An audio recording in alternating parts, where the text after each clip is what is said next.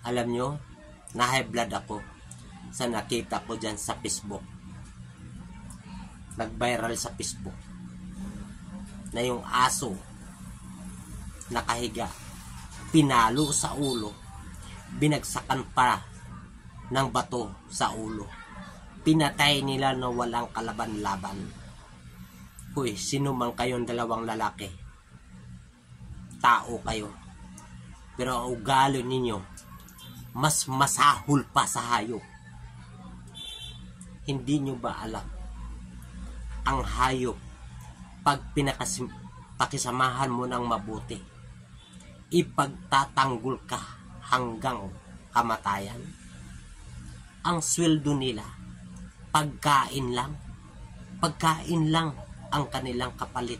Mabuhay lang sila, ipagtatanggol ka na, pakasamahan ka. Naiyak pa nga yan pag iniwan ninyo eh. Pag umuwi, kahit dumating kayo sa bahay nyo galing sa lakad o sumasalubong yan, hinahalikan ang paa ninyo, minamahal kayo ng mga hayop. Samantala kayo, tao kayo, pros, masahol pa kas makambandag na hayop. Sana kung ano man ang ginawa niyo sa asong iyon, yung dalawang lalaking yan, yun din ang matatanggap ninyo, na mas masahol pa sa ginawa ninyo. Ang aso mas maganda pa at mas matalino pa kaysa sa tao. Parang iba dyan, nung nakaraang administrasyon, ibinuto ng taong bayan dahil para sa bayan at taong bayan, pero pinatay din ang taong bayan. Pinatay din ay tao, ang pumatay ay tao. Di ba ugaling hayop yun? Tao ka, ugali mong hayop, minura mo ang Diyos. Mas naniwala ka pa sa demonyo. Tao yun, binoto ng tao, siniswelduhan ng tao, sinulduhan ng taong bayan, pero pinatay din ang taong bayan. Pinagtatanggol pa ng iilan dyan. Tama lang daw patayin ng adik at sa kriminal. Di ba yung pumatay din, ang pumatay sa kriminal at adik, di ba kriminal din?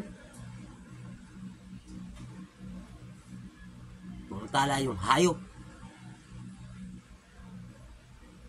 pinapakain mo lang, yan lang kapalit lang, pakainin mo, alagaan mo, aalagaan ka nila hanggang kamatayan, kapalit buhay din. Ikakamatay nila, ipagtanggol ka lang, mamahalin ka lang nila.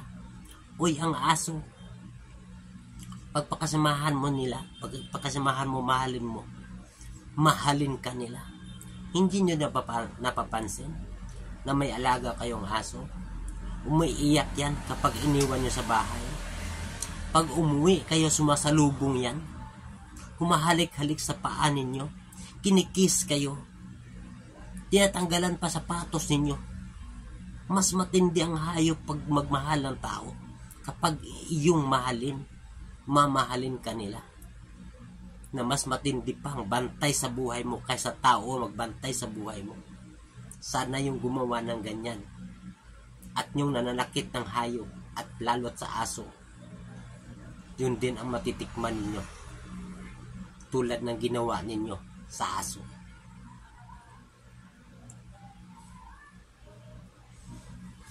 Mas mainam pa nga ang aso, magiging kaibigan mo eh.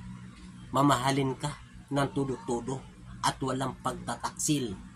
Hindi katulad ng tao na kaibigan mo na, ilaglag ka, pagtaksilan ka pa, sisirain ka pa, papatayin ka pa.